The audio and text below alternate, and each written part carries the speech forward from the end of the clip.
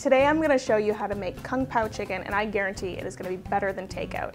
So you start with a hot wok. We want it medium-high and preheat the wok for a good 5 minutes to get it nice and piping hot before you start. That's the key to stir frying.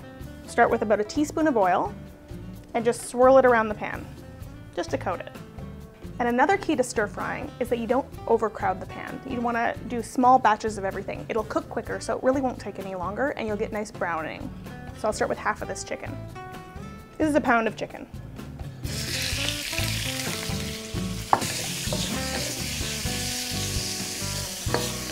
So this looks nice and brown, just kind of light golden, and I'm just going to transfer it to a plate.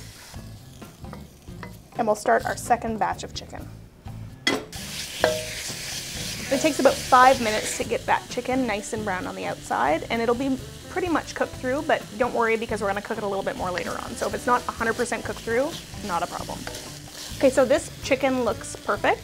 Just going to transfer this to my plate too, and we can move on to our next step. Now I'll add just another couple of teaspoons of oil to the pan. I'll add an onion sliced, 225 grams of trimmed green beans, 2 teaspoons of grated ginger, and 2 cloves of garlic minced. It's really important to get all of your prep done before you start cooking, because everything moves very quickly now. And just stir fry this mixture for 2 minutes, just until you can smell the nice fragrance. So these beans are going to need a little help to cook, so I'm just going to add 1/3 cup of water to the pan and scrape up some of those brown bits. And then we're going to cover it and steam that for 2 minutes. I'm going to make a quick little stir fry sauce, and this is what's going to make our stir fry a Kung Pao. This is 2 tablespoons of oyster sauce. That's going to add some saltiness, 2 teaspoons of cornstarch, 2 teaspoons of garlic chili paste. This is sometimes called sambal oelek, and 1/4 cup of water.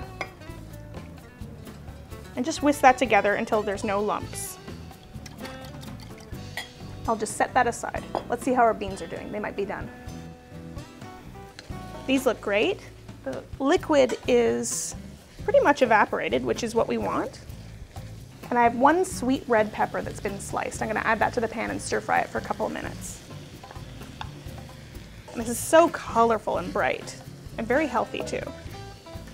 So now we'll just add our stir fry sauce, and that starts to thicken immediately. Now I'll add my chicken back to the pan and any accumulated juices. And we'll cook that for 2 minutes, and by that time the chicken will be nice and cooked through. So our stir fry is done. The chicken is cooked through, the sauce is nice and thick, and we'll just transfer this to our platter.